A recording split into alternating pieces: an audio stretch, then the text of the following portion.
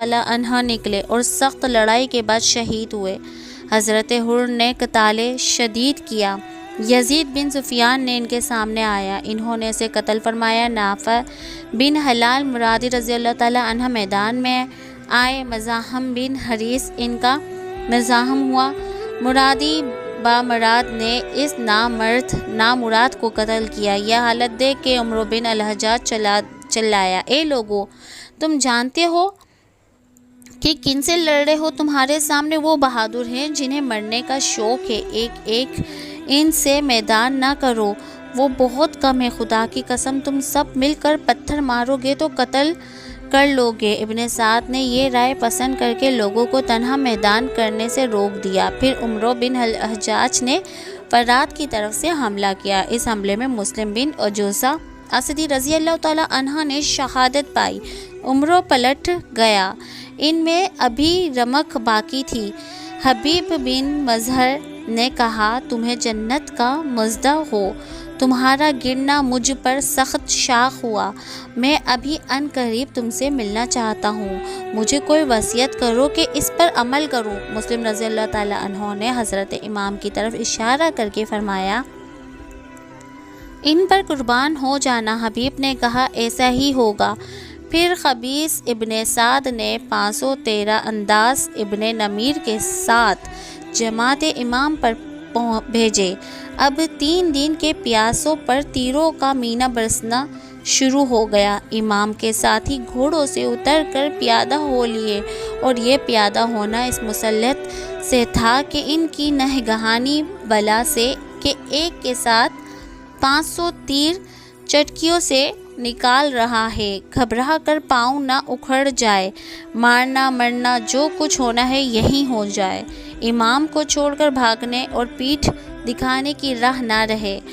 حضرت حر سخت لڑائی لڑ رہے، یہاں تک کہ دوپہر ہو گیا۔ ان 500 نے ان کے 30 ساتھیوں پر کچھ قدرت نہ پائی۔ جب شکی ابن سعد نے یہ حال دیکھا کہ سامنے سے جانے کی طاقت نہیں، اسی میدان کے دہنے بائیں کچھ مکان واقع تھے، ان میں لوگ بھیجے کہ جماعت امام پر دہنے بائیں سے بھی حملہ ہو سکے۔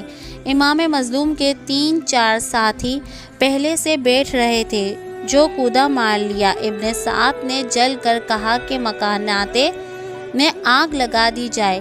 امام نے فرمایا، جلا لینے دو، جب آگ لگ جائے گی تو ادھر سے حملے کا اندیشہ نہ رہے گا۔ عمر مردود حملہ کر کے خیمہ اطہر کے قریب پہنچا اور جنت والوں کے خیمہ پھونکنے کو جہنمیوں نے آگ مانگی۔ اس کے ساتھ حمید بن مسلم نے کہا، خیمے کو آگ دے کر عورتوں بچوں کو قتل کرنا ہرگز مناسب نہیں۔ اس دوزخی نے نہ مانا۔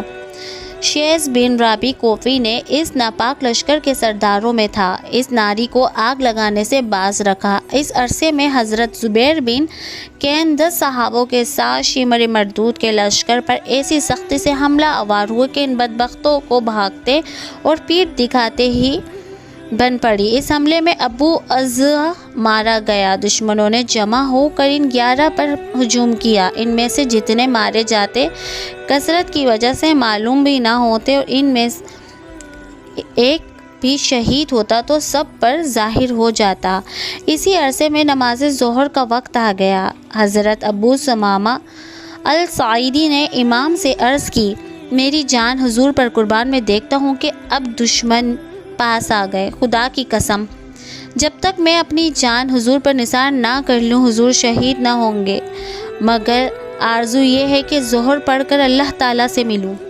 امام نے فرمایا، ہاں یہ اول وقت ہے، ان سے کہو اس قدر مہلت دیں کہ ہم نماز پڑھ لیں۔ امام کی کرامت یہ بات ان بے دینوں نے قبول کر لی۔ ابن نمیر مردک نے کہا، یہ نماز قبول نہ ہوگی۔ حضرت حبیب بن مظہر رضی اللہ تعالیٰ عنہ نے فرمایا، آل رسول کی نماز قبول نہ ہوگی، اور اے گدھے تیری قبول ہوگی۔ اس نے ان پر وار کیا، انہوں نے خالی دے کر تلوار ماری، گھوڑے پر پڑی، گھوڑا گرا اور اس کے ساتھ وہ مردود بھی زمین پر آیا۔ اس کے ہمراہ ہی جلدی کر کے اسے اٹھا لے گئے۔ پھر انہوں نے قتال شدید کیا، بنی تمیم سے بدیل بن سریم کو قتل فرمایا۔ دوسرے تمیمی نے ان کے نیزہ مارا، اٹھنا چاہتے تھے کہ ابن نمیر خبیث نے تلوار چھوڑ دی، شہید ہو گئے۔ رحمت اللہ تعالیٰ علیہ ان کی شہادت کا امام کو سخت صدمہ ہوا۔ اب حضرت حر اور زبیر بن کین رضی اللہ تعالیٰ عنہما نے یہ شروع کیا کہ ایک ان خبیثوں پر حملہ فرماتے۔ جب وہ اس ہر بونگ میں گھر جاتے، دوسرے لڑ بھڑ کر چھٹا لیتے۔ جب یہ گھر کر غائب ہو جاتے اور وہ پہلا حملہ کرتے اور بچا لاتے۔ دیر تک یہی حالت رہی، پھر پیادوں کا لشکر حضرت حر پر ٹوٹ پڑا اور انہیں شہید کیا۔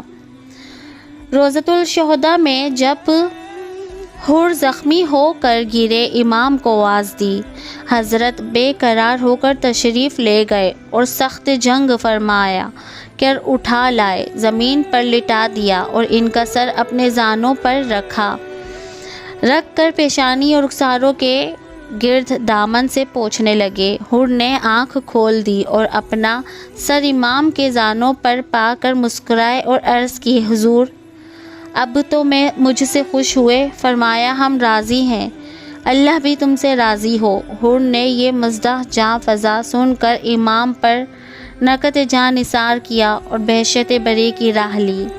حر کی شہادت کے بعد سخت لڑائی شروع ہوئی، دشمن کٹتے جاتے اور آگے بڑھتے جاتے، کثرت کی وجہ سے کچھ خیال نہ لاتے، یہاں تک کہ امام کے قریب پہنچ گئے اور تشنہ کاموں پر تیروں کا مینہ برسانا شروع کر دیا۔ یہ حالت دیکھ کر حضرت حنیفہ نے امام کو اپنی پیٹھ کے پیچھے لے لیا اور اپنے چہرے سے سینے کو امام کے سپرد بنا کر کھڑے ہو گئے۔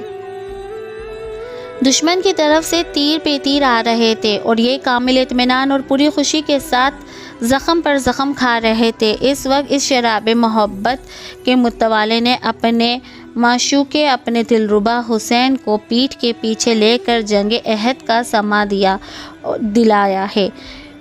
وہاں بھی ایک عاشق جانباز مسلمانوں کی لڑائی بگڑ جانے پر سید المحبوب بین صلی اللہ علیہ وآلہ وسلم کے سامنے دشمنوں کے حملوں کے سبت بن کر آ کھڑا ہوا تھا۔ یہ حضرت سعد بن ابی وقاص تھے رضی اللہ تعالیٰ عنہ۔ حضور پر نور صلی اللہ علیہ وآلہ وسلم انہی کے پیچھے قیام فرماتے اور دشمنوں کی دفع کرنے کو ترکش سے تیر عطا فرماتے جاتے اور ہر تیر پر ارشاد ہوتا، تیر مارا اے سعد تجھ پر میرے ماں باپ قربان۔ اللہ کی شان جنگ احد میں حضرت سعد رضی اللہ تعالیٰ عنہ کی جان نثار کی، وہ کیفیت کی کہ رسول اللہ صلی اللہ علیہ وآلہ وسلم کے سپر بن گئے اور دشمنوں کو قریب نہ آنے دیا۔ اور واقعہ کربلا میں ابن سعد کے ضیاء کاری کی یہ حالت کہ دشمنوں کو رسول اللہ صلی اللہ علیہ وآلہ وسلم کے بیٹے کے مقابلے پر لایا ہے۔ بزرگوں، باپ کے تیرا اسلام کے دشمنوں پر چل رہے تھے۔ حضرت حنیفہ نے امام رضی اللہ تعالیٰ عنہ کے سامنے یہاں تک کہ تیر کھائے کے شہید ہو کر گر پڑے رحمت اللہ تعالیٰ علیہ۔ حضرت زبیر بن کین رضی اللہ تعالیٰ عنہ نے اس طوفان بدتمیزی کو روکنے میں جان توڑ کوشش کی اور سخت لڑائی لڑ کر شہید ہو گئے۔